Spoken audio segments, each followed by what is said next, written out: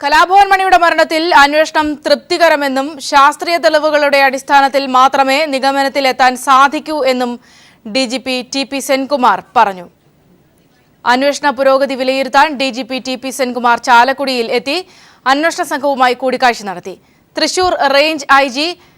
എം.ആർ. അജിത് കുമാർ, അന്വേഷണ ചുമതലയുള്ള crime branch SP. PN. Unnirajan, DYSP KS. Sudarshan എന്നിവർ കേസിന്റെ വിശദാംശങ്ങൾ ഡിജിപിയെ ധരിപ്പിച്ചു.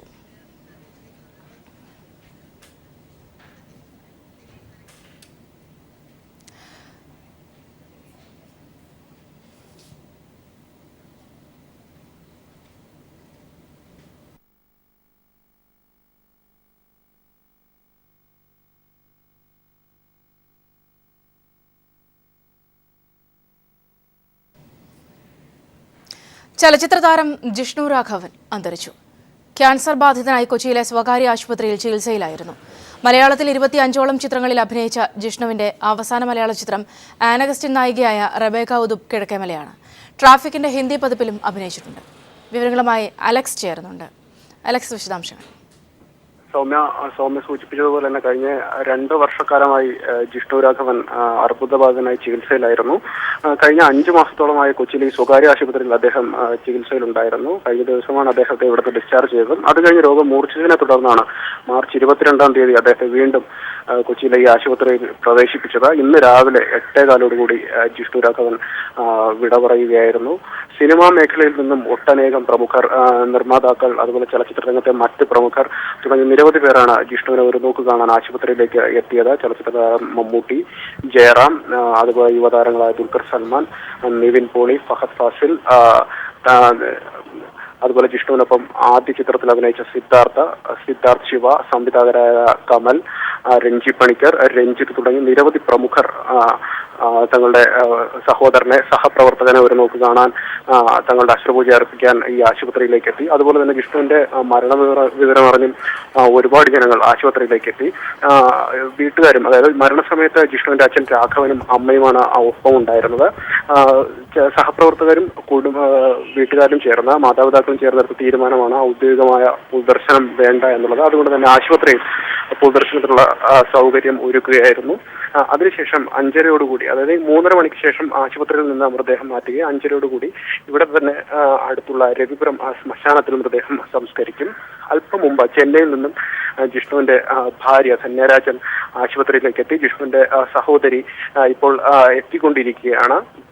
അവർ കൂടി എത്തിയതിനു ശേഷം ജിഷ്ണുവിന്റെ മൃതദേഹം ഇവിടെ നിന്ന് മാറ്റുമെന്നാണ് അറിയാൻ കഴിയുന്നത്. ഞാൻ നേരത്തെ സൂചിപ്പിച്ചതുപോലെ 5:30 മണിക്ക് രവിപുരത്തെ ശ്മശാനത്തിൽ മൃതദേഹം സംസ്കരിക്കും. സൗമ്യ, അലക്സാണ് വിവരങ്ങൾ നൽകിയത്. 87-ൽ കിളിപ്പാട്ട് എന്ന സിനിമയിലൂടെ ബാലനടനായാണ് മലയാള സിനിമയിൽ ജിഷ്ണു രംഗപ്രവേശം ചെയ്തത്. കമലിന്റെ നമ്മളിലൂടെയാണ് സിനിമയിൽ സജീവമായത്. സിനിമയിൽ സജീവമായിരിക്കെയാണ് ജിഷ്ണുവിന് രോഗം ബാധിക്കുന്നത്. ചികിത്സയ്ക്ക് ശേഷം അദ്ദേഹം ഏതാനും സിനിമകളിൽ അഭിനയിച്ചു. രോഗത്തെ കീഴടക്കി തിരിച്ചുവരുമെന്ന് തന്നെ ഈ ചെറുപ്പക്കാരൻ ഉറച്ചു വിശ്വസിച്ചു. 2016 മലയാള സിനിമാ ലോകത്തിന് നഷ്ടങ്ങളുടെ വർഷമായി മാറുകയാണ്. അഭിനയ പാടവം കൊണ്ടും വാക്കുകൊണ്ടും വരകൾ കൊണ്ടും ജീവിതത്തിന് അടിവരയിട്ട പലരും നഷ്ടമായി കഴിഞ്ഞു. ജിഷ്ണു എന്ന നടൻ വേർപെടുമ്പോൾ തികഞ്ഞൊരു അഭിനയ പ്രതിഭയെ മാത്രമല്ല നഷ്ടമാകുന്നത്, ശുഭാപ്തി വിശ്വാസത്തോടെ അതിജീവനത്തിന്റെ മാതൃകയായ മനക്കരുത്തുകൂടിയാണ്. അച്ഛൻ രാഘവൻ സംവിധാനം ചെയ്ത കിളിപ്പാട്ട് എന്ന ചിത്രത്തിലൂടെ 1987-ൽ ബാലതാരമായിട്ടായിരുന്നു ജിഷ്ണുവിന്റെ സിനിമാ പ്രവേശം. സിനിമയോടുള്ള തന്റെ അഭിനിവേശം ജിഷ്ണു നായകനായെത്തിയ ആദ്യ സിനിമയിൽ തന്നെ തെളിയിച്ചിരുന്നു. ചിത്രീകരണത്തിനിടെയുണ്ടായ അപകടത്തിൽ ഒടിഞ്ഞ കാലുകളുമായാണ് ജിഷ്ണു നമ്മൾ എന്ന ചിത്രം പൂർത്തിയാക്കിയത്. മലയാള സിനിമയിലെ പുതിയൊരു താരോദയം കൂടിയായിരുന്നു അത്. പിന്നീടങ്ങോട്ട് മലയാളത്തിലും തമിഴിലുമായി 25ഓളം ചിത്രങ്ങൾ.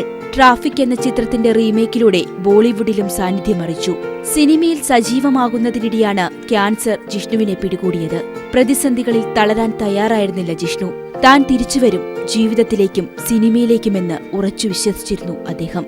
അവസാന ദിവസങ്ങൾ വരെ ഫേസ്ബുക്കിലൂടെ ആരാധകരുമായി തന്റെ ആരോഗ്യനിലയെക്കുറിച്ചുള്ള വിശേഷങ്ങൾ പങ്കിട്ട് ഊർജ്ജസ്വലനായിരുന്നു ജിഷ്ണു. തന്റെ രോഗമോ രൂപമോ മറച്ചുവെക്കാതെ പുഞ്ചിരിക്കുന്ന ചിത്രങ്ങളോടൊപ്പം അടിക്കുറിപ്പുകളുമായി ചിത്രങ്ങൾ പോസ്റ്റ് ചെയ്തു. താനിപ്പോൾ ഐസിയുവിലാണെന്നും പുഞ്ചിരിക്കും ശുഭാപ്തി വിശ്വാസത്തിനും വലിയ മാറ്റങ്ങൾ സൃഷ്ടിക്കാനാവുമെന്നും ഒടുവിലായി ഐസിയുവിൽ പ്രവേശിപ്പിച്ചപ്പോൾ ജിഷ്ണു പോസ്റ്റ് ചെയ്തു.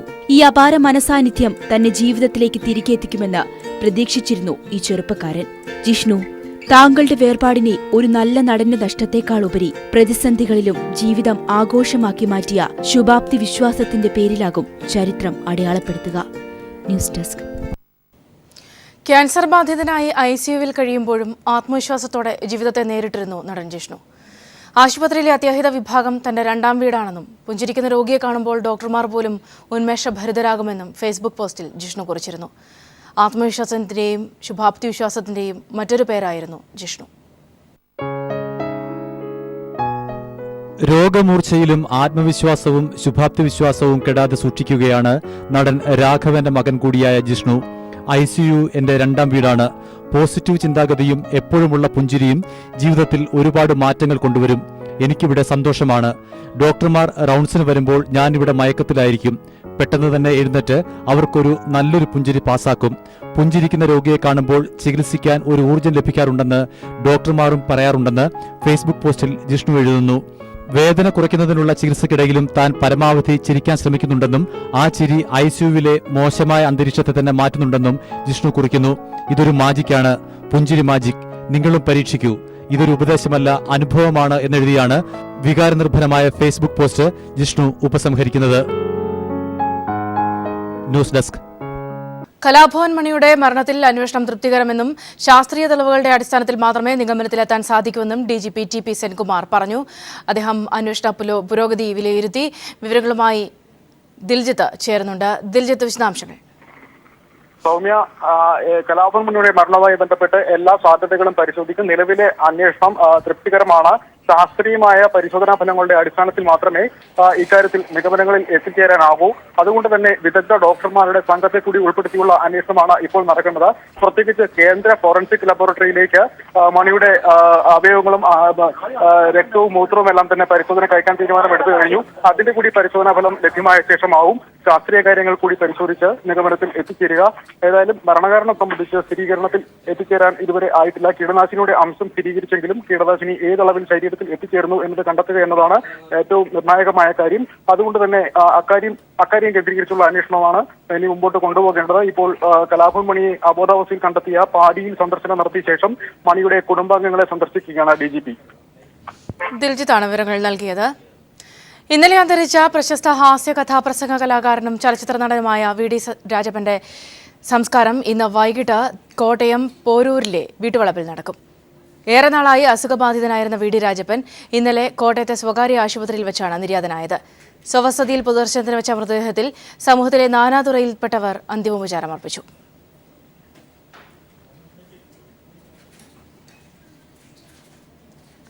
UDFന് സീറ്റ് വിഭജനം കീറാമുട്ടിയാകുന്നു. കോൺഗ്രസിലെ ആഭ്യന്തര കലഹം മൂർച്ഛിച്ചതാണ് പ്രധാന കാരണം. അവസാനവട്ട സീറ്റ് ചർച്ചകൾ നാളെ പൂർത്തിയാക്കി നേതാക്കൾ തിങ്കളാഴ്ച ദില്ലിക്ക് പോകും. സീറ്റ് വിഭജന ചർച്ചകൾ അനിശ്ചിതമായി നീട്ടിക്കൊണ്ടുപോയി ഘടകകക്ഷികളെ വരുതിയിലാക്കുക എന്നതാണ് കോൺഗ്രസിന്റെ പ്രധാന തന്ത്രം. UDFിലെ സീറ്റ് വിഭജന ചർച്ചയും സ്ഥാനാർത്ഥി നിർണയവും വഴിമുട്ടാൻ കോൺഗ്രസിലെ ആഭ്യന്തര കലഹം മൂർച്ഛിച്ചതാണ് പ്രധാന കാരണമായത്. മുഖ്യമന്ത്രി ഉമ്മൻചാണ്ടിയും KPCC അധ്യക്ഷൻ VM സുധീരനും തമ്മിലുള്ള വിയോജിപ്പാണ് ഇതിനാധാരം. കൂടുതൽ സീറ്റുകൾ ഘടകകക്ഷികൾക്ക് വിട്ടുനൽകാൻ കഴിയില്ല എന്ന നിലപാടാണ് കോൺഗ്രസിനുള്ളത്. എന്നാൽ അധിക സീറ്റുകൾക്കായുള്ള സമ്മർദ്ദത്തിൽ നിന്ന് ഘടകകക്ഷികളും മാറിയിട്ടില്ല.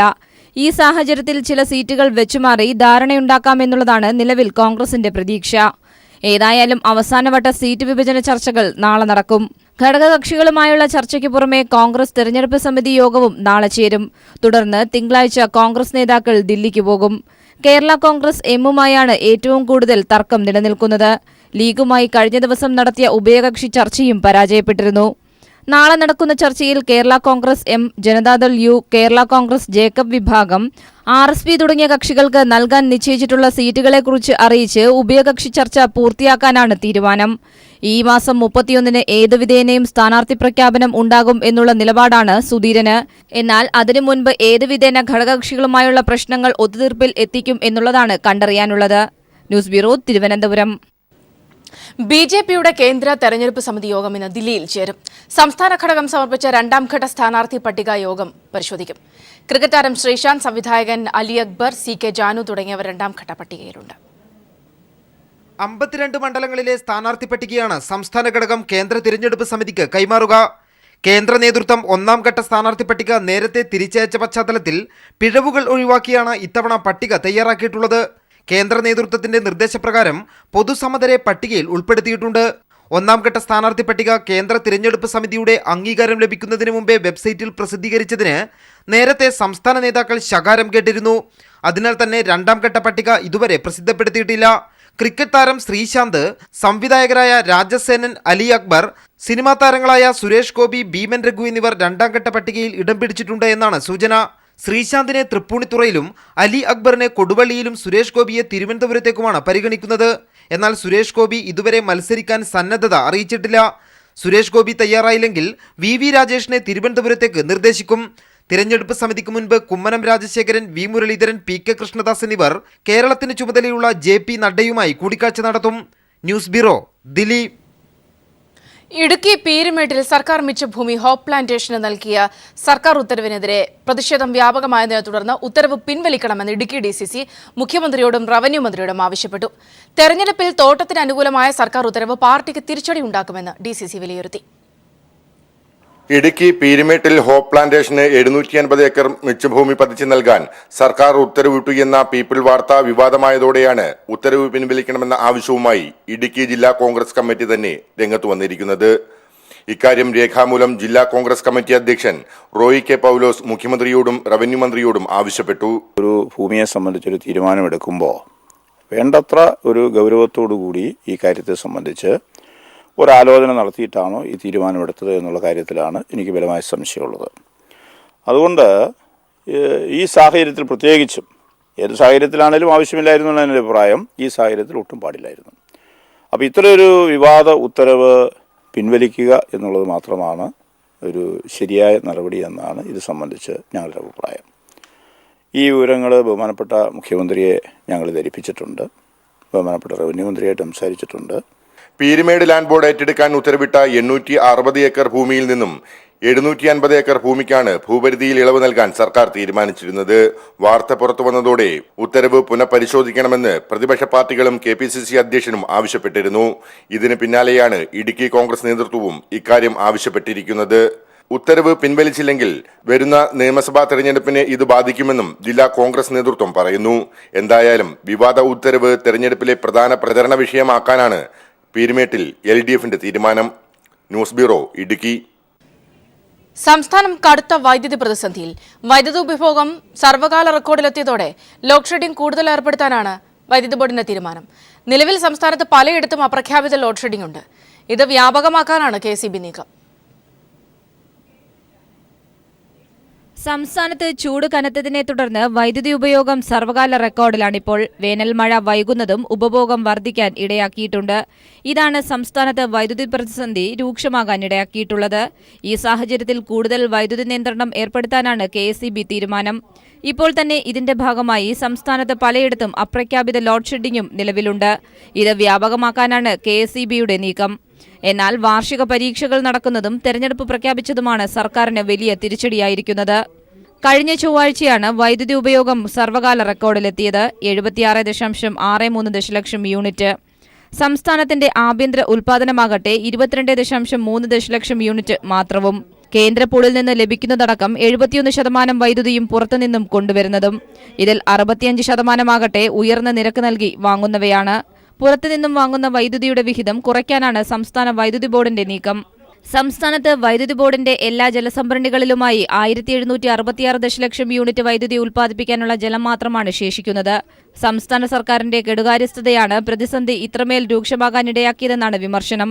പ്രതിവർഷം 7000 കോടി രൂപ ചെലവിട്ടാണ് സർക്കാർ വൈദ്യുതി വാങ്ങിയിരുന്നത്.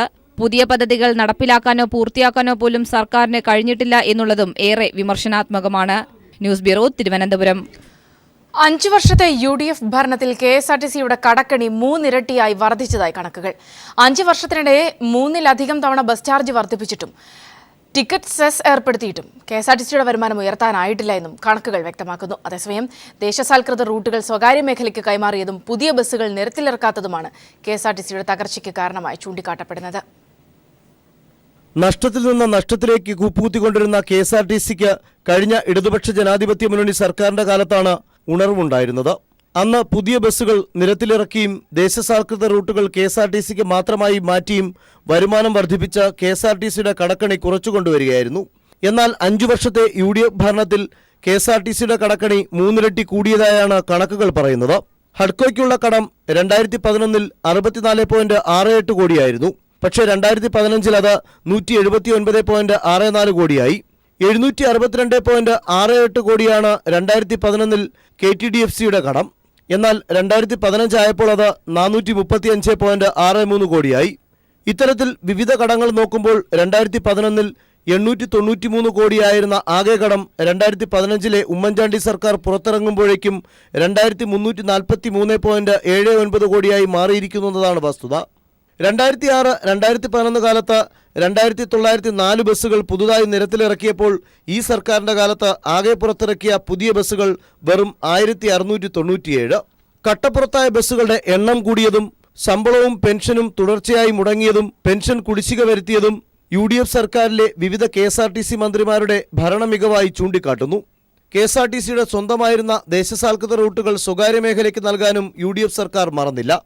4.5 വർഷത്തിനിടയിൽ യാത്രാനിരക്ക് 3 തവണ കൂട്ടിയിട്ടും ടിക്കറ്റിന് സെസ് ഏർപ്പെടുത്തിയിട്ടും KSRTCയെ നഷ്ടത്തിൽ നിന്ന് കരകയറ്റാൻ UDF സർക്കാരിനായില്ല എന്നതും കണക്കുകൾ വിശദമാക്കുന്നു.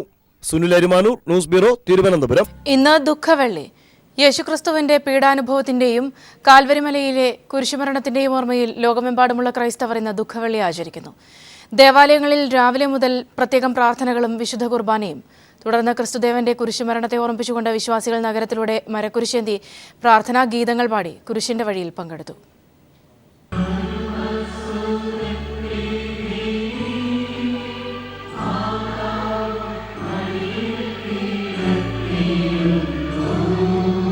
സീറോ മലങ്കര, സീറോ മലബാർ ലത്തീൻ സഭകളുടെ സംയുക്ത ആഭിമുഖ്യത്തിലായിരുന്നു വിശ്വാസികൾ ദുഃഖവെള്ളി ആചരിച്ചത്. രാവിലെ 7 മണിക്ക് പാളയം സെന്റ് ജോസഫ് കത്തീഡ്രൽ അങ്കണത്തിൽ ആരംഭിച്ച ചടങ്ങിൽ മലങ്കര കത്തോലിക്ക സഭാ തലവൻ കർദിനാൾ മാർ ബെസോലിയോസ് ക്ലിമീസ് കാതോലിക്ക ബാവ പ്രാരംഭ സന്ദേശം നൽകി. തുടർന്ന് വിവിധ ഇടവകകളിലെ ശുഭ്രവസ്ത്രധാരികളായ വിശ്വാസികൾ പങ്കെടുത്ത കുരിശിന്റെ വഴി ആരംഭിച്ചു. ക്രിസ്തു വഹിച്ച മരക്കുരിശ് സൂചിപ്പിച്ച് വൈദികർ കുരിശുമായി നീങ്ങി. തൊട്ടുപിന്നാലെ അൽത്താര ബാലന്മാരും കൊബ്ര സഭാ അംഗങ്ങളും സന്യാസിനി സമൂഹവും നീങ്ങി. ക്രിസ്തുവിന്റെ ഗോകുൽത്താ മലയിലേക്കുള്ള കുരിശിന്റെ വഴി അനുസ്മരിപ്പിച്ചുകൊണ്ട് 15 സ്ഥലങ്ങളിൽ പ്രത്യേക പ്രാർത്ഥനയുണ്ടായിരുന്നു. ലത്തീൻ archbishop doctor M. Soosapakyam സമാപന സന്ദേശം നൽകി. ജനപ്രതിനിധികൾ കാണിക്കുന്ന പേക്കൂത്ത് കാണുമ്പോൾ ആശങ്ക തോന്നുന്നതായി അദ്ദേഹം പറഞ്ഞു. ഇന്ന് ജനപ്രതിനിധികൾ എന്ന് പറയുന്ന പലരും കാണിക്കുന്ന പേക്കൂത്തുകളും അടവ് നയങ്ങളും അത്യാഗ്രഹവുമൊക്കെ കാണുമ്പോൾ ലജ്ജയും ഭാവിയെക്കുറിച്ച് ഭയാശങ്കകളുമാണ് മനസ്സിൽ വന്ന് നിറയുന്നത്. നിക്ഷിപ്ത താല്പര്യങ്ങൾ അടിമകളായവരെ തിരസ്കരിച്ച് മൂല്യബോധത്തോടെ നമ്മെ സ്വാതന്ത്ര്യത്തിലേക്ക് നയിക്കുന്ന ജനപ്രതിനിധികളെ തിരഞ്ഞെടുക്കുവാനായിട്ട് നമുക്ക് കഴിയണം. ചങ്ങനാശ്ശേരി അതിരൂപത വികാരി ജനറൽ ഡോക്ടർ മാണി പുതിയിടം ചടങ്ങിൽ സംസാരിച്ചു. ക്രിസ്തുദേവന്റെ കുരിശുമരണത്തിന്റെയും പീഡാനുഭവങ്ങളുടെയും സ്മരണകൾ വിശ്വാസ സമൂഹം പ്രാർത്ഥനകളോടെയാണ് ആചരിച്ചത്. News bureau, Thiruvananthapuram.